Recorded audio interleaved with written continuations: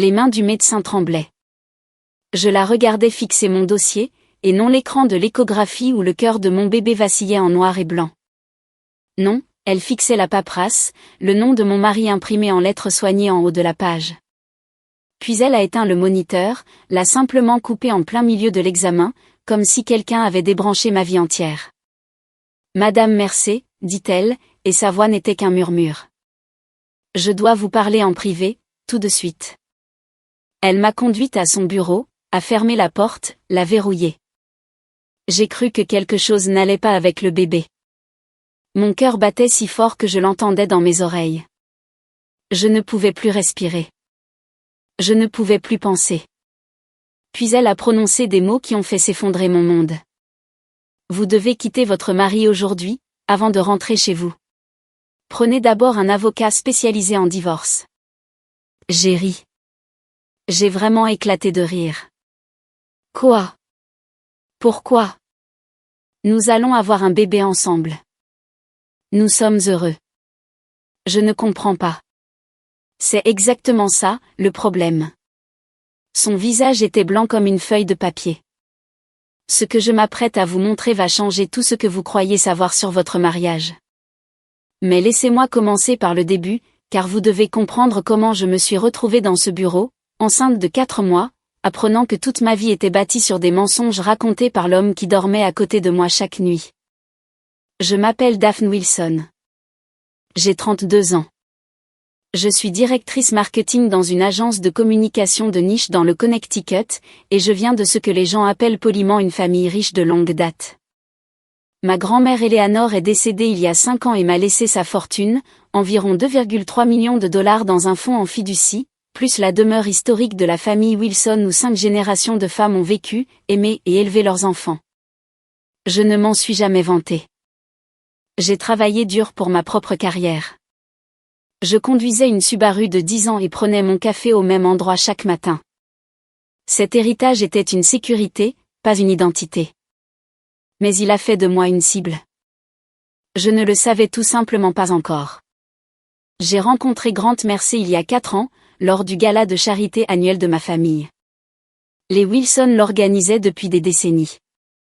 Cette année-là, j'étais au bar, essayant d'échapper à une conversation avec un homme qui m'avait interrogé sur ma situation financière moins de 3 minutes après m'avoir rencontré. Subtil, n'est-ce pas? Puis Grant est apparu. Grand, cheveux bruns, sourire facile. Il m'a demandé ce que je buvais, a fait une blague sur le terrible groupe de jazz. Il n'a pas mentionné l'argent une seule fois. Il a prétendu n'être qu'un conseiller financier qui avait reçu une invitation de dernière minute d'un collègue. Il a dit qu'il n'avait aucune idée de qui était la famille Wilson. Avec le recul, cela aurait dû être mon premier signal d'alarme. Un conseiller financier qui ne fait pas de recherche sur la famille hôte d'un grand événement caritatif. C'est comme un chef qui se présente à un concours de cuisine en disant « Oh, on fait de la nourriture aujourd'hui ?» Je n'en avais aucune idée. Mais j'en avais assez des profiteurs évidents. Et voilà cet homme charmant qui me posait des questions sur mes livres préférés au lieu de mon compte en banque. Nous sommes sortis ensemble pendant 1 an. Grant était attentionné, prévenant, se souvenait des moindres détails. Il insistait pour payer les dîners même si j'aurais pu acheter le restaurant. Il semblait si sincère. Ma mère, Vivien, a vu clair en lui immédiatement. Après leur première rencontre, elle m'a prise à part. Le sourire de cet homme n'atteint pas ses yeux, a-t-elle dit. Quelque chose ne va pas chez lui, Daphné. Je le sens.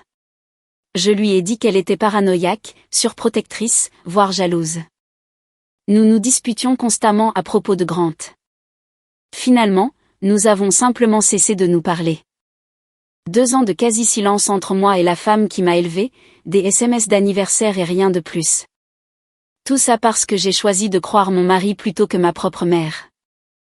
Inutile de faire durer le suspense, maman avait raison. Et elle attend patiemment de pouvoir dire « Je te l'avais bien dit ». À ce stade, elle l'a absolument mérité.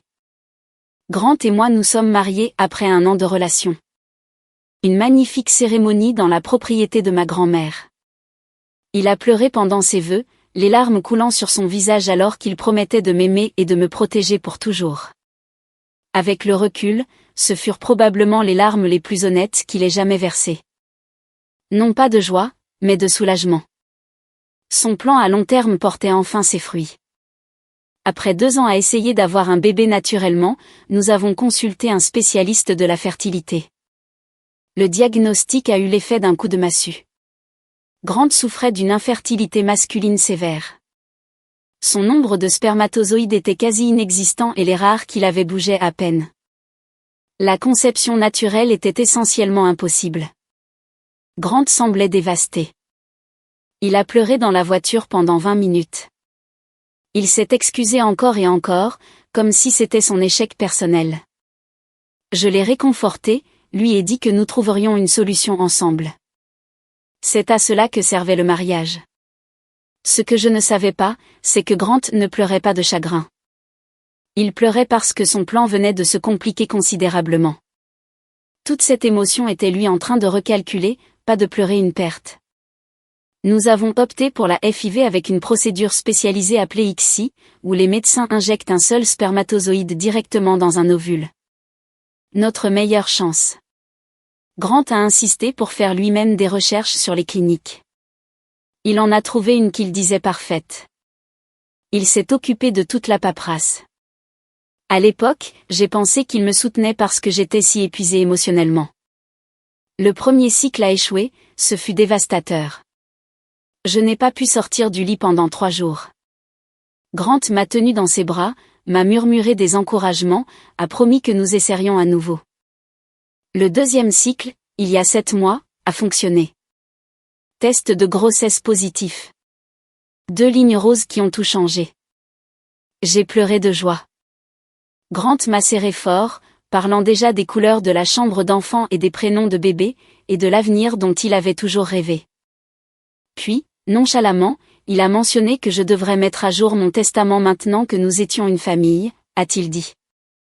J'ai trouvé ça adorable, pratique, le genre de chose à laquelle un bon mari pense. Je n'avais aucune idée qu'il comptait déjà l'argent de ma grand-mère comme le sien.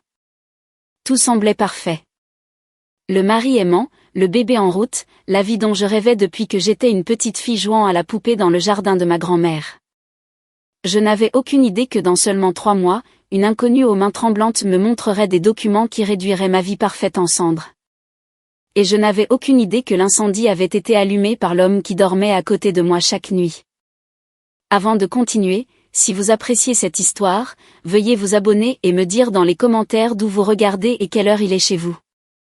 Je lis chaque commentaire et cela compte vraiment beaucoup pour moi. Maintenant, retour à l'histoire. Enceinte de 4 mois, quelque chose avait changé dans mon mariage. De petites choses au début, le genre de choses que vous remarquez mais que vous justifiez parce que l'alternative est trop douloureuse à envisager. Grant a commencé à poser son téléphone face contre table sur toutes les surfaces. Nouveau mot de passe que je ne connaissais pas.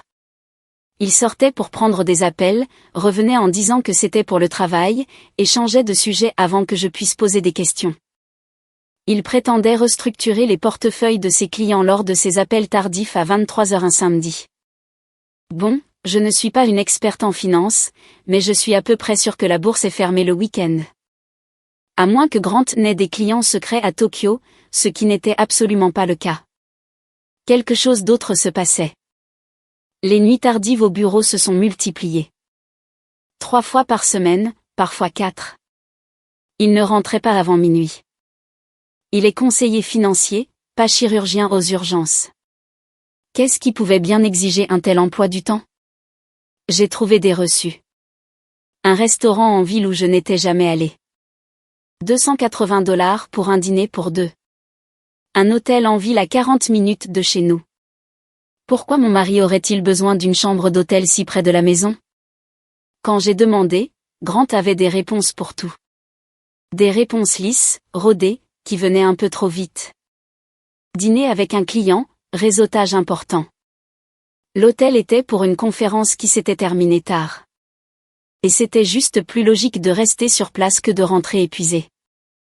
Et quand j'insistais, quand je posais plus de questions, son ton changeait.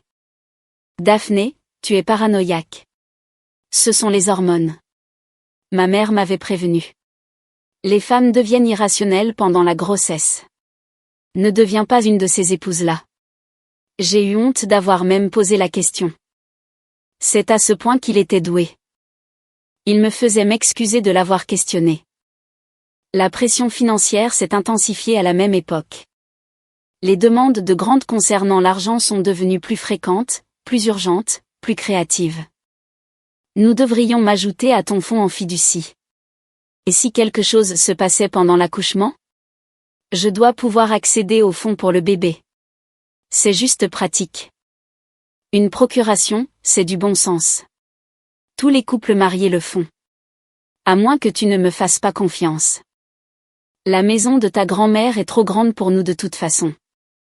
Nous devrions la vendre. Investir l'argent correctement. Je sais exactement quel fonds maximiserait nos rendements. L'homme voulait que je vende la maison de ma grand-mère et que je le laisse investir les profits. C'est le même homme qui insistait pour que nous ayons 3 services de streaming différents parce qu'il ne se souvenait jamais sur lequel se trouvaient ses émissions. C'est à lui que je devais confier 2 millions de dollars? Absolument pas. Quand j'ai dit non, gentiment et prudemment, la chaleur de Grant s'est évaporée. Il est devenu froid, distant. Il a commencé à dormir au bord du lit, prétendant que je bougeais trop maintenant que j'étais enceinte. Les disputes sont devenues plus fréquentes. Il ramenait le sujet du fonds en fiducie que j'avais refusé. Il me faisait la tête pendant des jours. Ces bouderies duraient exactement jusqu'à ce qu'il ait faim. Drôle comme ça fonctionnait. Apparemment, ces principes avaient une date de péremption, et cette limite était un estomac vide. Il ne me touchait presque plus. Mettant ça sur le compte de mon corps qui changeait. Disant qu'il ne voulait pas faire de mal au bébé. En surface, ça semblait attentionné. Dans mes os, je le ressentais comme un rejet. J'ai essayé de lui en parler. Il a dit que j'étais en demande, hormonale, difficile. J'ai commencé à me demander si le problème venait de moi. Une nuit, je me suis réveillée à 2 heures du matin et Grant n'était pas dans le lit. Je l'ai trouvé dans la cuisine, penché sur son téléphone, parlant à voix basse. Je me suis tenue dans le couloir et j'ai écouté. C'est presque le moment, disait-il. D'ici le printemps, tout sera réglé. Il faut juste attendre. Il m'a vu et a raccroché immédiatement. Urgence au travail, a-t-il dit. Retourne te coucher, chérie. Je n'ai pas demandé qu'il y a des urgences professionnelles à 2 heures du matin concernant des choses qui seraient réglées au printemps. J'étais trop fatiguée, trop enceinte, trop désespérée de croire que mon mariage allait encore bien. Ma meilleure amie, Tara, est venue déjeuner la semaine suivante. Elle s'est assise en face de moi à la table de la cuisine et m'a regardé trouver excuse après excuse pour Grant, son stress, la pression de son travail, son adaptation à devenir père. Finalement, elle a posé sa fourchette et m'a regardé avec ses yeux qui me connaissaient depuis l'université. Daph, écoute-toi. Quand as-tu parlé à ta mère pour la dernière fois? Je n'ai pas répondu. Quand Grant a-t-il été vraiment heureux de te voir pour la dernière fois? Pas en faisant semblant d'être heureux. Pas en jouant un rôle pour les autres. Vraiment, sincèrement heureux de te voir franchir la porte. Je n'ai pas pu répondre à ça non plus. Fais confiance à ton instinct, a dit Tara. Quelque chose ne va pas ici. Je lui ai dit qu'elle était dramatique, mais cette nuit-là, je n'ai pas pu dormir. Je n'arrêtais pas de penser au téléphone de Grant, toujours face cachée, à ses nuits tardives, à son obsession soudaine d'accéder à mon argent. À la façon dont il me regardait parfois quand il pensait que je ne faisais pas attention, comme si j'étais un problème de maths à résoudre, pas une personne à aimer. 4 mois de grossesse, rendez-vous de routine chez le gynécologue pour une échographie. Mon médecin habituel était en vacances, alors on m'avait programmé un rendez-vous avec une collègue, le docteur Claire Brennan. J'y suis allée seule. Grant avait une réunion avec un client qu'il ne pouvait absolument pas manquer. Rendez-vous standard, rien de spécial. Je me suis allongée sur la table d'examen, le gel froid sur mon ventre, attendant de voir mon bébé danser sur l'écran comme toujours. Le docteur Brennan était agréable et professionnel. Elle a fait la conversation en installant l'équipement, m'a demandé comment je me sentais, si le bébé bougeait beaucoup, toutes les questions normales. Puis elle a ouvert mon dossier, a jeté un coup d'œil à la paperasse, et son visage a changé. Elle a regardé le nom de mon mari, m'a regardé, puis de nouveau le nom. J'ai vu ses mains commencer à trembler. Elle a posé la sonde d'échographie, s'est penchée et a complètement éteint le moniteur. Madame Mercé, dit-elle, et sa voix était à peine plus qu'un murmure. Je dois vous parler en privé, tout de suite. J'ai cru que quelque chose n'allait pas avec le bébé. Tous les pires scénarios ont inondé mon esprit en 3 secondes. Elle m'a conduite à son bureau, a fermé la porte, l'a verrouillée derrière nous, puis elle a prononcé des mots qui ont fait voler mon monde en éclats. Je sais ce que votre mari a fait, et j'ai des preuves.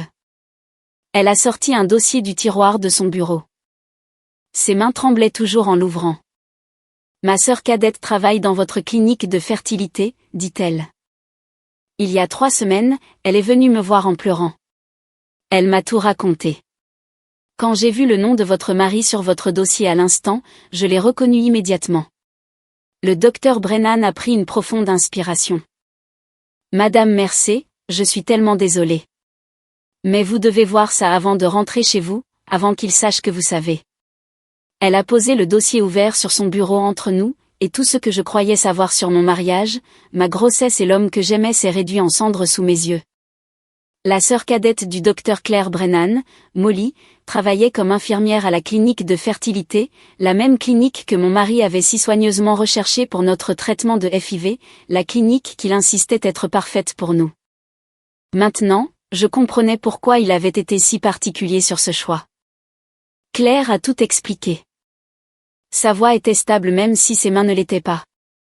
3 semaines plus tôt, Molly s'était présentée à l'appartement de Claire vers minuit. Elle sanglotait si fort qu'elle pouvait à peine parler. Elle ne dormait plus. Elle avait perdu du poids. La culpabilité la rongeait depuis des mois, et elle ne pouvait finalement plus la supporter. Il y a 7 mois, Molly lui a raconté que le mari d'une patiente l'avait approché à la clinique. Il était charmant, bien habillé, semblait désespéré, mais raisonnable. Il a dit qu'il avait une situation spéciale qui nécessitait de la discrétion. Sa femme ne savait pas, a-t-il expliqué, mais il utilisait du sperme de donneur pour leur cycle de FIV. Un problème génétique familial dont il ne voulait pas l'accabler. Rien de sinistre. Il avait juste besoin d'aide pour garder le secret. Il paierait bien pour cette assistance. 30 000 $ pour une infirmière gagnant 52 000 $ par an, noyée sous les prêts étudiants et les dettes de carte de crédit. C'était impossible à refuser. Molly a aidé à échanger les échantillons. Le sperme de Grant, qui n'aurait de toute façon pas pu produire une grossesse, a été remplacé par du sperme d'un donneur rémunéré. L'embryologiste était également dans le coup. Grant l'avait approché séparément avec un autre paiement. À eux deux, l'échange est passé inaperçu. L'embryologiste a dit à Molly de ne pas s'inquiéter. Le mari sait ce qu'il fait. Ce ne sont pas nos affaires les arrangements que les couples mariés prennent. Mais cela rongeait Molly, surtout quand elle a vu dans les dossiers de la clinique que la grossesse avait réussi. Quelque part, il y avait une femme qui portait un bébé qu'elle croyait être l'enfant de son mari. Et ce n'était pas le cas. La culpabilité l'a détruite. Elle ne pouvait plus se regarder dans le miroir. Elle se mettait constamment en arrêt maladie. Elle a commencé à avoir des crises de panique au travail. Il y a 3 semaines, elle a finalement craqué. Elle a tout raconté à Claire. J'étais assise dans ce bureau, écoutant le docteur Brennan m'expliquer comment mon mari avait dépensé 50 000 $ pour me faire accuser d'infidélité. 50 000 $. C'est plus que ce qu'il a dépensé pour tout notre mariage, lune de miel comprise. Je suppose que je savais enfin où ses vraies priorités avaient toujours été. Et ce n'était certainement pas le bar ouvert. Mais il y avait plus. Tellement plus. Claire a exposé le plan complet. Le plan que Grant avait construit pièce par pièce depuis plus d'1 an. La phase 1 était déjà terminée. Soudoyer le personnel de la clinique. Échanger les échantillons de sperme. S'assurer que tout le monde reste silencieux. La phase 2 était également terminée. Attendre une grossesse réussie. Jouer le futur père dévoué et excité. Construire l'image parfaite. La phase 3 était prévue pour après la naissance du bébé.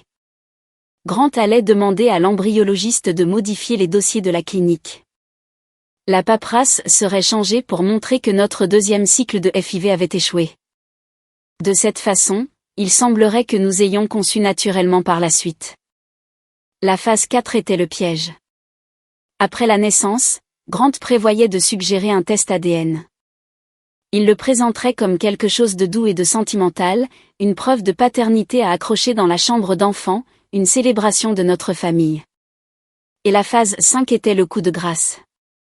Lorsque le test ADN prouverait qu'il n'était pas le père biologique, et lorsque les dossiers médicaux montreraient que nous avions conçu naturellement, il aurait toutes les preuves dont il avait besoin.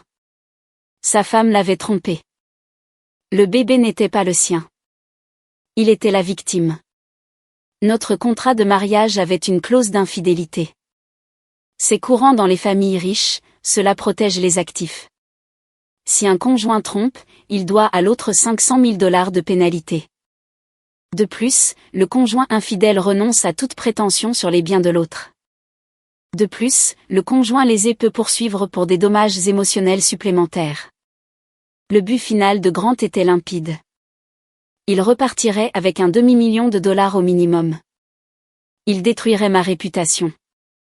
Il obtiendrait probablement plus dans un procès. Et j'aurais été si dévastée, si confuse, si désespérée de protéger mon enfant que je n'aurais pas riposté efficacement. Il comptait sur ma honte pour me rendre docile. Il a failli s'en tirer. Le docteur Brennan a sorti d'autres documents du dossier. Molly avait tout gardé. Les registres d'échantillons originaux montrant l'échange, le numéro d'identification du donneur, les registres de paiement qui pouvaient être tracés jusqu'à des comptes contrôlés par Grant. Il y avait même des communications par email entre Grant et l'embryologiste. Il pensait être malin, utilisant des comptes de messagerie personnelle et un langage vague. Mais il y en avait assez, plus qu'assez. Molly avait également retrouvé le donneur. Son nom était Derek Sick. Un étudiant diplômé de 28 ans qui avait été payé 15 000 $ en espèces. Un don de sperme normal paie peut-être 100 $, parfois 2 cents. 15 000 $ aurait dû être un énorme signal d'alarme, mais les prêts étudiants ne se remboursent pas tout seuls. On avait dit à Derek que c'était un arrangement privé pour un couple qui voulait une discrétion supplémentaire. Il n'avait aucune idée qu'il faisait partie d'une fraude. Quand il l'a découvert, il était furieux et prêt à coopérer. Il y avait encore une chose, dit Claire prudemment. Quelque chose que ses propres recherches avaient révélé. Grant Mercer avait 180 000 $ de dettes de jeu. Il jouait depuis des années. Poker en ligne, paris sportifs, voyages au casino qu'il m'avait fait passer pour des conférences professionnelles, tout en prétendant être un conseiller financier responsable avec une vie parfaitement organisée. Et l'argent pour les pots de vin, les 50 000 $ qu'il avait payés pour corrompre ma FIV et me faire accuser d'adultère, il l'avait détourné de ses propres clients, de petites sommes au fil du temps, soigneusement cachées dans la comptabilité. Son entreprise n'en avait pas encore la moindre idée. Grant n'essayait pas seulement de voler mon héritage. C'était un homme qui se noyait, s'agrippant à tout ce qui était à sa portée. Ses dettes de jeu l'écrasaient. Les gens à qui il devait de l'argent n'étaient pas des banquiers patients. C'était le genre de personne qui ne porte pas plainte quand vous ne payez pas. J'étais censé être sa bouée de sauvetage. L'argent de ma grand-mère était censé le sauver, et il était prêt à me détruire complètement pour l'obtenir. Je suis restée assise dans ce bureau pendant longtemps. Les papiers étalés devant moi, la vérité me brûlant la poitrine. Le choc est venu en premier, un choc froid et paralysant, puis l'incrédulité. Je n'arrêtais pas de relire les documents, cherchant une erreur, un malentendu qui arrangerait tout. Puis les pièces ont commencé à s'emboîter. Les nuits tardives, les appels secrets, son obsession pour l'accès à mon argent, son attention soignée et calculée quand nous sortions ensemble. Il avait fait des recherches sur moi avant même que nous nous rencontrions. Le gala de charité où nous nous étions accidentellement rencontrés n'était pas du tout un accident. Il savait exactement qui j'étais et ce que je valais avant même de me dire bonjour. La façon dont il a pleuré à notre mariage, ces larmes que je pensais venir de la joie. C'étaient des larmes de soulagement. Sa longue arnaque portait enfin ses fruits. Et ma mère, Vivien, que j'avais repoussée pendant 2 ans, que j'avais traitée de paranoïaque, de jalouse et de surprotectrice. Elle avait vu clair en lui en 5 minutes. Son sourire n'atteint pas ses yeux. Elle avait essayé de me prévenir. Je l'avais choisi, lui, plutôt qu'elle. J'ai pensé à pleurer. J'ai pensé à crier.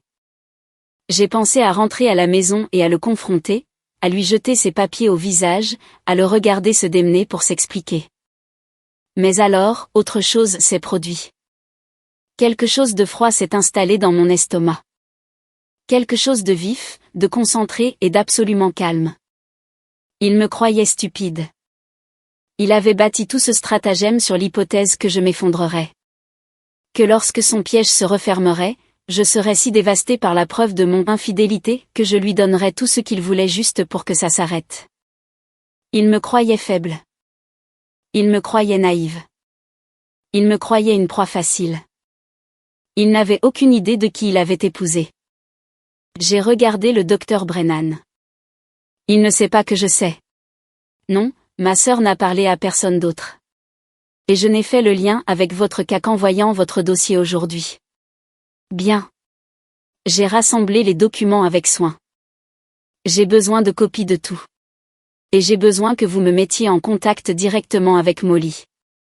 Que allez-vous faire? Je me suis levée. Ma main reposait sur mon ventre, sur le bébé qui était complètement innocent dans tout cela. Un enfant qui n'avait pas choisi sa biologie. Un enfant que j'aimais déjà, indépendamment des tests ADN, des identifiants de donneur ou de toute la laideur qui tourbillonnait autour de son existence. Mon mari pense qu'il joue aux échecs, dis-je. Il pense qu'il a 3 coups d'avance. Il pense qu'il a déjà gagné. J'ai redressé les épaules. Il est sur le point de découvrir que j'ai déjà renversé l'échiquier. Je suis rentrée de ce rendez-vous avec un visage soigneusement neutre, les mains fermes sur le volant, la respiration régulière, juste au cas où. Grant avait installé des caméras de sécurité autour de notre maison il y a 2 ans. À l'époque, il disait que c'était pour la protection. Maintenant, je me demandais si c'était de la surveillance, s'il regardait les enregistrements, s'il suivait mes expressions, mes mouvements, cherchant le moindre signe que je soupçonnais quelque chose. Alors, je ne lui ai rien donné. Il m'attendait quand je suis rentrée, debout dans la cuisine avec ce sourire qui n'atteignait pas ses yeux. Les mots de ma mère résonnaient dans ma tête. 2 ans trop tard. Comment s'est passé le rendez-vous, a-t-il demandé. Le bébé va bien?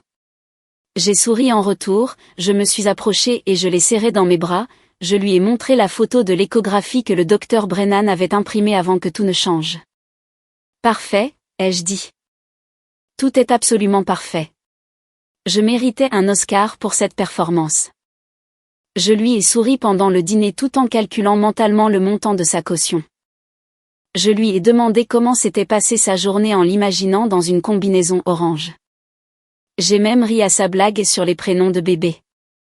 Ce n'était pas drôle du tout, mais je me suis engagée dans le rôle comme si ma vie en dépendait, parce que d'une certaine manière, c'était le cas. Je me suis excusée d'avoir été paranoïaque ces derniers temps. J'ai blâmé les hormones, utilisant exactement la même excuse qu'il m'avait jetée au visage pendant des mois. Son corps tout entier s'est détendu quand il a entendu ça. La tension dans ses épaules s'est dissipée. Il pensait qu'il était toujours en train de gagner. Il pensait que son plan était toujours sur les rails. Cette nuit-là, il a dormi profondément à côté de moi. Je suis restée éveillée jusqu'à 3 heures du matin, fixant le plafond, planifiant sa destruction. Le lendemain matin, je me suis déclarée malade au travail. Puis j'ai conduit 2 heures jusqu'à une autre ville, vérifiant constamment mes rétroviseurs pour m'assurer que je n'étais pas suivie. Paranoïaque peut-être, mais j'avais mérité cette paranoïa. J'ai trouvé une détective privée nommée Rosalind Weaver, ancienne détective de police, 15 ans dans les forces avant de se mettre à son compte. Attitude pragmatique, regard perçant, le genre de femme qui avait tout vu et n'était impressionnée par rien. Je lui ai tout raconté. Elle a écouté sans interrompre, a pris des notes, et quand j'ai fini, elle a souri comme un requin qui vient de repérer un nageur blessé. Votre mari a fait beaucoup d'erreurs, a-t-elle dit. Les hommes arrogants en font toujours. Donnez-moi 2 semaines. Elle a eu des résultats en 10 jours. Les dettes de jeux de Grant s'élevaient à 180 000 $. Il devait de l'argent à des sites de paris en ligne, à des parties de poker clandestines et à quelques prêteurs privés qui ne déclaraient certainement pas leurs revenus au fisc, le genre de créanciers qui deviennent très créatifs lorsque les paiements sont en retard. Le détournement de fonds a été confirmé. Environ 53 000 $ manquaient sur les comptes clients de son entreprise, siphonnés sur 18 mois par de petites transactions conçues pour éviter la détection. Ses patrons n'en avaient pas encore la moindre idée. Et puis il y avait la liaison. 8 mois, son assistante, des chambres d'hôtel, des dîners romantiques, des escapades de week-end déguisées en voyage d'affaires. Rosalind avait des photos, des messages textes, des reçus de cartes de crédit, toute la collection pathétique. Son assistante. Bien sûr, c'était son assistante. Quelle banalité. J'étais presque insultée par le cliché. Si vous devez détruire votre mariage, faites au moins preuve d'un peu de créativité. Avoir une liaison avec son assistante, c'est littéralement le chapitre 1 du « Manuel du mari infidèle ». Non pas qu'un tel manuel existe, mais s'il existait, Grant aurait surligné cette page. Rosalind a trouvé autre chose aussi.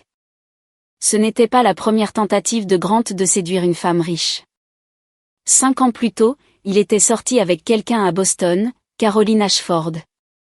Argent de famille, fonds en fiducie, tout le package. Ils sont restés ensemble pendant 8 mois avant qu'elle ne découvre des irrégularités financières sur un compte joint qu'il l'avait convaincu d'ouvrir. Elle a mis fin à la relation immédiatement, mais était trop embarrassée pour porter plainte. Rosalind l'a retrouvée. Caroline n'était plus que disposée à faire une déclaration maintenant. Elle avait toujours regretté de l'avoir laissé s'en tirer à si bon compte. J'ai rencontré Molly Brennan en secret, dans un café à 1 heure de la ville où personne ne nous reconnaîtrait. Elle avait l'air terrible. Maigre, pâle, des cernes sous les yeux. La culpabilité la rongeait. Elle a commencé à pleurer dès qu'elle m'a vu m'asseoir. Je suis tellement désolée, n'arrêtait-elle pas de dire. Je savais que c'était mal. C'est juste. L'argent et il était si convaincant et je pensais que peut-être il essayait vraiment de vous protéger d'un problème génétique et... Je l'ai interrompu. J'ai besoin de savoir une chose. Êtes-vous prête à témoigner officiellement, sous serment? Elle a hoché la tête sans hésitation. Je leur dirai tout. J'aurais dû aller à la police le lendemain de l'incident. J'avais juste tellement peur de perdre ma licence, mon travail, tout. Mais oui, quoi que vous ayez besoin, je le dirai sous serment. Je l'ai regardé un long moment. Cette femme avait aidé mon mari à essayer de me détruire. Elle avait pris 30 000 $ pour participer à une fraude. À tous égards, elle était complice. Mais Grant l'avait manipulée de la même manière qu'il m'avait manipulée. Il avait trouvé sa faiblesse et l'avait exploitée. Il était l'architecte. Elle n'était qu'un outil. N'ayez plus peur, lui dis-je. Vous n'êtes pas la méchante dans cette histoire. C'est lui. L'embryologiste, une fois qu'il a appris que Molly coopérait et qu'elle avait gardé des dossiers, a développé une conscience soudaine et commode. Il a fait sa propre déclaration à Rosalind. Il était terrifié à l'idée de perdre sa licence médicale et d'aller en prison. Il dirait tout ce dont nous avions besoin pour faire tomber Grant. L'appel le plus difficile que j'ai passé a été à ma mère. 2 ans de quasi-silence. 2 ans à choisir Grant plutôt qu'elle. Je l'avais défendue quand elle remettait en question ses motivations. J'avais cessé de l'inviter pour les fêtes. Je l'avais traitée de jalouse, de paranoïaque, d'incapable d'accepter que j'étais heureuse. Et elle avait eu raison sur toute la ligne. Le téléphone a sonné 2 fois avant qu'elle ne décroche. Daphné. Sa voix était prudente, pleine d'espoir, comme si elle attendait cet appel depuis 2 ans, mais ne voulait pas porter la poisse. Maman. Ma voix s'est brisée sur le mot. Tu avais raison sur tout. Sur lui. Et je suis tellement désolée. Je suis tellement désolée. Il y eut une pause. Je me suis préparée au « je te l'avais bien dit » qu'elle avait mérité. À la colère, au ressentiment, à la peine que j'avais causée en choisissant un escroc plutôt que la femme qui m'a élevée. Au lieu de cela, elle a dit « De quoi as-tu besoin, ma chérie ?» Elle n'a pas jubilé. Elle ne m'a pas rappelé tous les avertissements que j'avais ignorés. Elle n'a pas souligné qu'elle avait essayé de me le dire pendant des années. Elle a juste demandé comment elle pouvait t'aider. Cela m'a brisé plus que tout le reste. Ma mère est une avocate à la retraite, spécialisée en droit des successions pendant 30 ans avant de prendre du recul. En 48 heures, elle m'a mise en contact avec le meilleur avocat spécialisé en divorce du Connecticut et un procureur pénal spécialisé dans les affaires de fraude. Ma mère m'a appris quelque chose ce jour-là. Les gens qui vous aiment vraiment n'ont pas besoin d'avoir raison. Ils ont juste besoin que vous alliez bien. J'avais passé 2 ans à choisir un escroc plutôt que la femme qui m'a élevée. Et son premier instinct quand je l'ai appelé en pleurant a été de me protéger. C'est à cela que ressemble le véritable amour. Grant n'a jamais compris cela parce qu'il ne l'a jamais ressenti. Mon avocate s'appelait Sandra Kowalski, un M57, cheveux argentés, des lunettes de lecture perpétuellement perchées sur son nez. Elle ressemblait à la douce grand-mère de quelqu'un. C'était un requin dans un cardigan. Sandra a tout examiné. Les documents de la clinique, la déclaration de Molly, les conclusions de Rosalind, les preuves de la liaison, les dossiers de détournement de fonds. Quand elle a terminé, elle a levé les yeux vers moi par-dessus ses lunettes de lecture et a souri. Votre mari est accusé de fraude, de complot et de détournement de fonds. La clause d'infidélité du contrat de mariage joue en votre faveur maintenant parce que c'est lui qui a été infidèle, et son petit plan pour falsifier les dossiers médicaux après la naissance. C'est un crime qu'il prévoyait de commettre. Nous avons la preuve de l'intention. Elle s'est coordonnée avec le procureur. Molly a fait une déposition formelle sous serment à la police. L'embryologiste a coopéré en échange d'une réduction de peine. L'entreprise de Grant a été discrètement alertée des fonds manquants. Ils ont commencé leur propre enquête et ont immédiatement gelé son accès au compte client.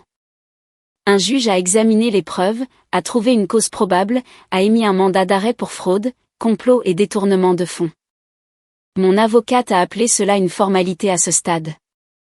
J'ai appelé cela le plus beau document que j'ai jamais vu de ma vie. Une feuille de papier, mais une pure dose de karma. 6 semaines après ce rendez-vous d'échographie, j'ai suggéré à Grant que nous organisions une fête, une baby moon party dans la propriété de ma grand-mère. Les 2 familles, les amis proches, un après-midi de rassemblement dans le jardin pour célébrer l'arrivée prochaine du bébé. Ses yeux se sont illuminés comme un matin de Noël. Plus de témoins pour sa performance de mari dévoué. Plus de gens qui auraient pitié de lui plus tard lorsque sa femme serait démasquée comme une infidèle. Plus de carburant pour la sympathie qu'il prévoyait d'exploiter. C'est une merveilleuse idée, dit-il en m'embrassant sur le front de cette manière douce qui me faisait me sentir en sécurité autrefois. Laisse-moi aider à tout planifier. Non, j'ai tapoté sa poitrine. Tu as travaillé si dur ces derniers temps, toutes ces nuits tardives au bureau. Laisse-moi m'occuper de la fête. Tu n'as qu'à te présenter et en profiter. Elle n'avait aucune idée que ma version de « m'occuper de tout » incluait des policiers attendant dans la maison d'amis, mon avocate postée près du bar, Derek Sick prêt à témoigner, chaque pièce à conviction organisée dans des dossiers, et ses propres parents sur le point d'apprendre exactement qui était vraiment leur fils. La fête était prévue pour le samedi. Grant a passé cette matinée dans la salle de bain à pratiquer des expressions dans le miroir, ajustant sa cravate, répétant son sourire de père excité. Je l'ai observé à travers l'entrebâillement de la porte. Cet homme avec qui j'avais partagé un lit pendant 3 ans. Cet homme à qui j'avais confié mon avenir, ma famille, mon cœur. Il pensait qu'il se dirigeait vers son couronnement. Il n'avait aucune idée qu'il se dirigeait vers ses propres funérailles. Le domaine de la famille Wilson à la fin du printemps. Les jardins de ma grand-mère en pleine floraison. 50 ans de culture soignée éclatant de couleurs. Des tentes blanches sur la pelouse arrière. Du champagne au frais dans des seaux en argent. Des fleurs arrangées sur chaque table. Un quatuor à cordes jouant doucement près des rosiers. 50 invités déambulant dans leurs plus beaux habits. Famille, amis, collègues. Les parents de Grant étaient venus du Maryland. Si fiers de leur fils qui avait réussi et de sa belle épouse enceinte. Ma grand-mère aurait adoré cette fête. Elle aurait aussi vu clair en Grant en 30 secondes. Mais c'est ça, la sagesse des grands-mères. L'ancienne génération a un radar pour les imposteurs que le reste d'entre nous doit développer à la dure. Grant était dans son élément, faisant le tour de la foule comme un politicien lors d'une collecte de fonds. Poignée de main, tape dans le dos, ce rire charmant qu'il avait perfectionné au fil des ans. Sa main se posait constamment sur mon ventre pour les photos. Chaque fois que quelqu'un pointait un appareil photo, il était là, le futur père dévoué, me regardant avec ce qui ressemblait à de l'adoration. Il était si doué pour faire semblant d'être humain. J'ai presque eu pitié de lui. Presque. Le sentiment a duré environ 3 secondes avant que je ne me souvienne des $50 000 qu'il avait dépensés pour essayer de détruire ma vie. La sympathie s'est évaporée assez rapidement après ça. La mère de Grant n'arrêtait pas de s'éponger les yeux avec un mouchoir.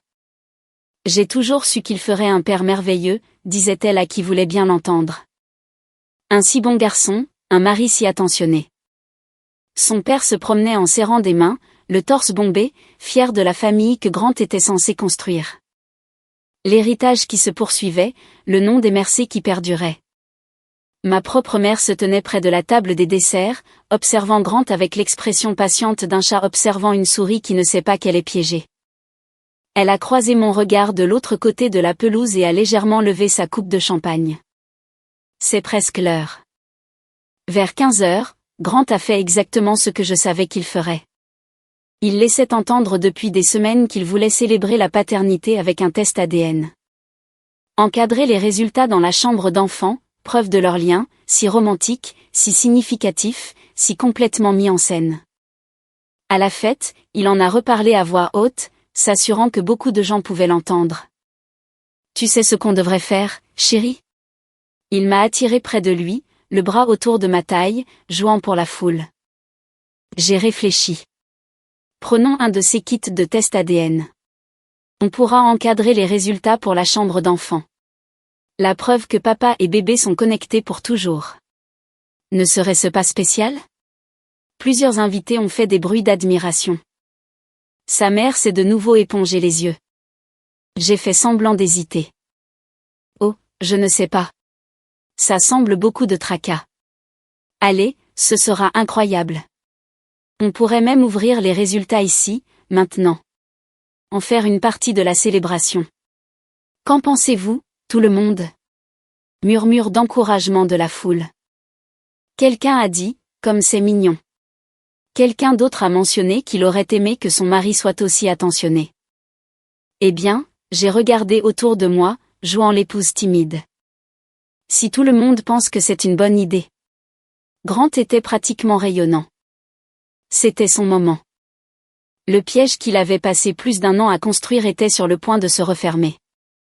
Il pouvait déjà goûter mon argent, mon humiliation, ma destruction.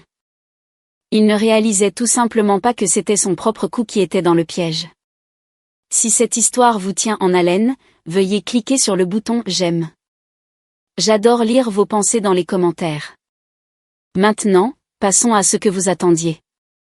Au lieu de sortir un kit ADN, je me suis dirigée vers la petite estrade que nous avions installée près de la fontaine, celle destinée au toast et au discours. J'ai pris le microphone. Grant m'a souri depuis la foule, une coupe de champagne à la main. Il répétait déjà son visage choqué et dévasté, s'entraînant aux larmes qu'il verserait lorsque la vérité sur sa femme infidèle éclaterait. Merci à tous d'être venus aujourd'hui, dis-je, ma voix portant sur toute la pelouse. Cette fête est censée être une célébration, une question de famille, de vérité. J'ai cherché les yeux de Grant dans la foule. Mon mari a dit qu'il voulait révéler quelque chose de spécial aujourd'hui, alors je vais l'aider à faire exactement cela. Son sourire a vacillé juste 1 seconde, la première fissure dans sa performance. J'ai attrapé un dossier sous le pupitre. Il y a 3 mois, J'ai appris quelque chose sur mon mari qui a changé tout ce que je croyais savoir sur mon mariage. Je veux le partager avec vous tous aujourd'hui parce que Grant a raison. Il doit s'agir de vérité. Le sourire de Grant était maintenant figé. Sa coupe de champagne s'était arrêtée à mi-chemin de ses lèvres. Grant et moi avons eu des difficultés de fertilité. Son diagnostic signifiait que la conception naturelle était impossible pour nous. Nous avons donc fait une FIV dans une clinique qu'il a choisie. J'ai brandi le premier document. Ce sont les dossiers de cette clinique. Les dossiers originaux, avant que quiconque ait eu la chance de les modifier. J'ai laissé ce mot flotter dans l'air. Originaux. Le visage de Grant est devenu blême. Ces dossiers montrent que mon mari a soudoyé 2 employés de la clinique pour échanger son échantillon de sperme avec du sperme de donneur. Il a payé $30 000 à une infirmière. Il a payé l'embryologiste et il a payé $15 000 à un jeune homme nommé Derek Sick. J'ai fait un geste vers le bord de la foule. Derek s'est avancé, un étudiant de 28 ans qui pensait aider un couple stérile, pas participer à une fraude. Point pour fournir le sperme qui a été utilisé pour concevoir mon enfant. Sans ma connaissance, sans mon consentement. Des murmures de stupeur ont parcouru la foule. La mère de Grant a agrippé le bras de son père. Quelqu'un a laissé tomber une coupe de champagne qui s'est brisée sur les dalles du patio. Le plan de mon mari était simple, j'ai continué. Attendre la naissance de notre enfant, exiger un test ADN, et lorsque les résultats prouveraient qu'il n'était pas le père biologique, ce qu'il savait déjà, il m'accuserait d'avoir eu une liaison. J'ai brandi d'autres documents. Notre contrat de mariage a une clause d'infidélité. Si j'avais soi-disant trompé, je lui devrais $500 000. Il pourrait poursuivre pour des dommages supplémentaires. Il pourrait détruire ma réputation. Il pourrait prendre tout ce que ma grand-mère m'a laissé et s'en aller. Grant a retrouvé sa voix. Elle est sortie étranglée, désespérée. Daphné, chérie, c'est de la folie. Tu es confuse. C'est la grossesse, les hormones. Tu ne penses pas clairement. Je n'ai pas fini. Ma voix était glaciale. La foule s'est tue. En plus de soudoyer la clinique de fertilité, mon mari a détourné environ $50 000 de ses clients dans son entreprise pour financer ce plan. J'ai regardé un homme debout près du bar, le patron de Grant, qui avait été discrètement invité. Son entreprise est maintenant au courant et en quête. Le patron de Grant a posé son verre. Son visage disait tout. Mon mari a également $180 000 de dettes de jeu. De l'argent qu'il doit à des gens qui n'apprécient pas les retards de paiement. Et depuis 8 mois. J'ai sorti les photographies. Rien d'explicite, juste assez romantique pour ne laisser aucun doute. Point, il a une liaison avec son assistante. La mère de Grant a poussé un cri comme si elle avait reçu un coup de poing dans l'estomac. J'ai montré les photos. Dîner au restaurant, entrée d'hôtel, le genre de preuve qui supprime toute possibilité de déni. Ce n'était même pas sa première tentative, ai-je ajouté. Il y a 5 ans à Boston, il a ciblé une autre femme issue d'une famille riche. Cette relation a pris fin lorsqu'elle a découvert des irrégularités financières. Elle a fourni une déclaration aux enquêteurs et est prête à témoigner. La coupe de champagne de Grant a glissé de ses doigts. Elle a heurté le patio en pierre et a explosé. Le champagne éclaboussant ses chaussures coûteuses.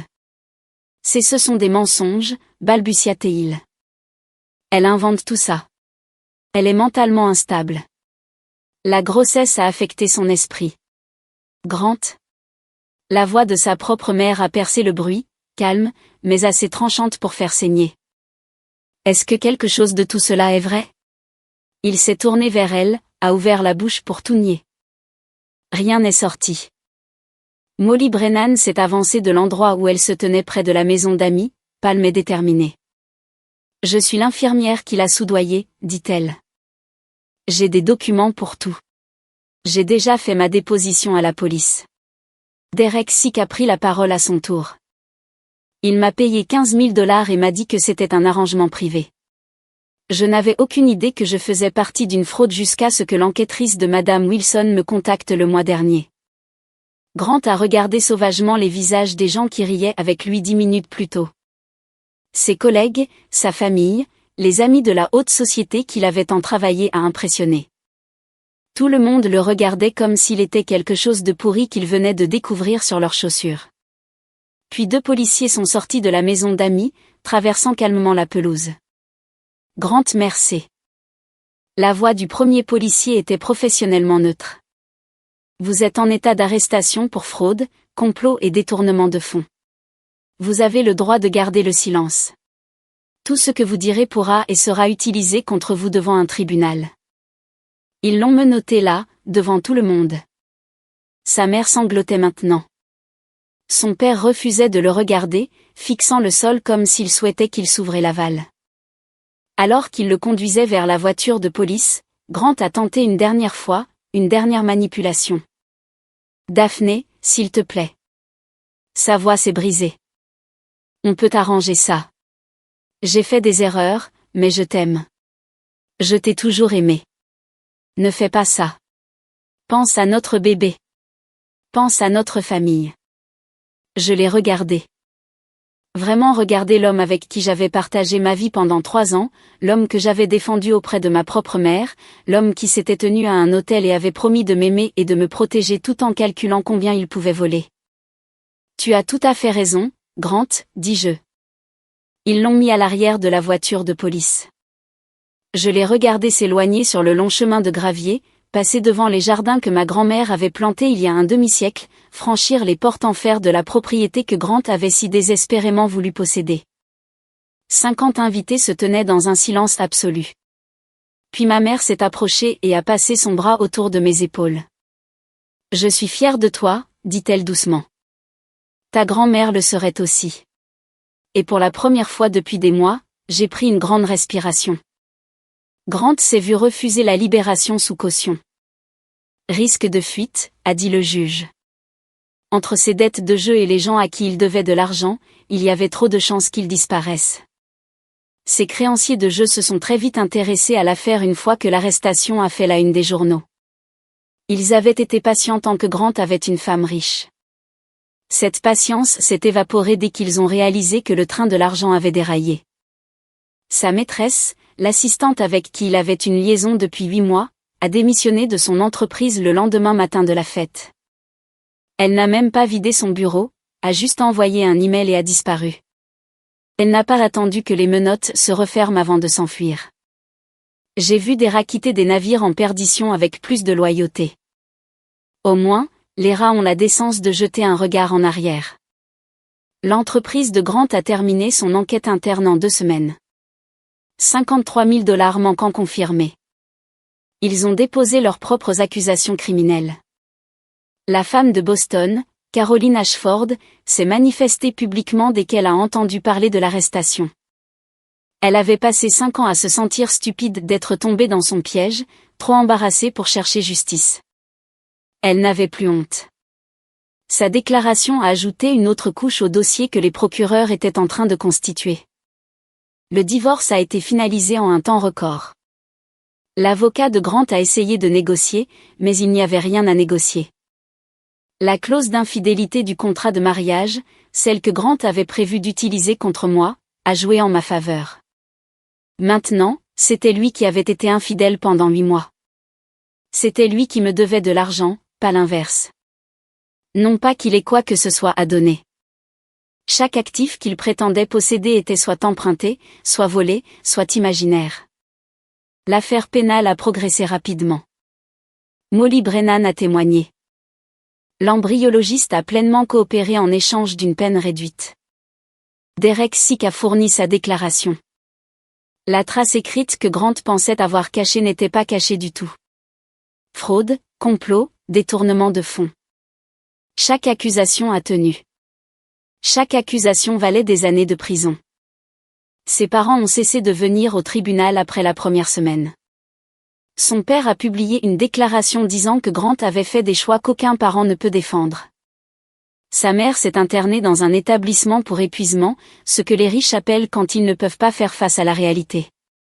Grant Mercer, qui était entré dans ma vie il y a 4 ans avec un charme si étudié, passerait les prochaines années en prison. Quand il sortirait enfin, il n'aurait rien. Pas d'argent, pas de carrière, pas de famille prête à le reconnaître, pas de future cible qui ne trouverait pas son casier judiciaire avec une simple recherche de son nom. Le piège qu'il avait construit si patiemment et si soigneusement s'était refermé sur son propre cou. Mon bébé est né 4 mois après la fête. En bonne santé, parfait, absolument innocent dans tout ce qui s'était passé. Certaines personnes m'ont demandé si j'allais contacter Derek Sick, l'inclure d'une manière ou d'une autre. J'y ai pensé. Mais Derek était un étudiant de 28 ans qui avait pris une décision stupide pour de l'argent dont il avait désespérément besoin. Il n'était pas prêt à être père. Il ne voulait pas l'être, et je n'avais pas besoin qu'il le soit. Mon enfant m'aurait, moi. Il aurait ma mère, enfin de retour dans ma vie où elle aurait toujours dû être. Il aurait toute la famille Wilson, l'héritage que ma grand-mère a construit au fil de décennies d'amour et de travail. C'était plus que suffisant. C'était tout. J'ai appris quelque chose à travers tout cela. La famille, ce n'est pas une question d'ADN. Ce n'est pas une question de test sanguin, de biologie ou de correspondance génétique sur un graphique. La famille, c'est qui est là, qui reste, qui vous choisit chaque jour, même quand c'est difficile, surtout quand c'est difficile. Ma mère m'a choisi quand je ne le méritais pas. J'ai choisi mon bébé quand les circonstances étaient compliquées. C'est ce que la famille signifie vraiment. Ma mère et moi déjeunions ensemble chaque semaine maintenant, rattrapant 2 années perdues, une conversation à la fois. Elle n'a jamais dit « je te l'avais bien dit ». Pas une seule fois. Finalement, je lui ai demandé pourquoi. Elle a posé sa tasse de café et a souri. Parce que te voir démolir cet homme était plus satisfaisant que n'importe quelle phrase de 4 mots aurait pu l'être. J'ai ri. Le premier vrai rire depuis ce qui me semblait être une éternité. 3 semaines après la fête, tôt le matin, j'étais assise dans la cuisine de ma grand-mère. Ma cuisine maintenant, dans la maison que Grant avait si désespérément convoitée. La lumière du soleil inondait les fenêtres qui avaient vu 4 générations de femmes Wilson vivre leur vie. Les mêmes fenêtres à travers lesquelles ma grand-mère avait regardé en buvant son thé du matin il y a 50 ans. Je me suis préparé une tasse de camomille, sa recette, sa marque préférée. Certaines traditions valent la peine d'être conservées. Mon téléphone a vibré sur le comptoir. Un SMS de ma mère. Déjeuner demain? J'ai souri et j'ai répondu, toujours. Dehors, les jardins étaient en pleine floraison. Les roses que ma grand-mère a plantées quand elle était une jeune mariée. Les hortensias qu'elle a ajoutées à la naissance de ma mère. La bordure de lavande que je l'avais aidée à installer quand j'avais 10 ans. Mes petites mains tassant la terre autour de chaque plantule pendant qu'elle me racontait des histoires sur notre famille. J'ai posé ma main sur mon ventre, j'ai senti le bébé bouger. Grant Mercer avait essayé de tout me prendre. Mon argent, ma réputation, mon avenir, ma paix. Tout ce qu'il a réellement fait, c'est me montrer à quel point j'avais toujours été forte. Certaines personnes passent leur vie à attendre que le karma arrive. J'ai eu de la chance. J'ai pu livrer le mien en personne, avec des documents, devant 50 témoins. Ma grand-mère disait que les femmes Wilson ne se brisent pas. Nous plions. Nous nous adaptons. Nous survivons. Et quand quelqu'un essaie de nous réduire en cendres, nous renaissons de nos cendres et construisons quelque chose de mieux. Grant pensait qu'il avait épousé une cible facile. Il a épousé une Wilson. Et maintenant, il avait tout le temps dans une cellule de prison pour réfléchir à cette erreur. Merci beaucoup d'avoir regardé. D'autres de mes histoires les plus captivantes sont déjà sur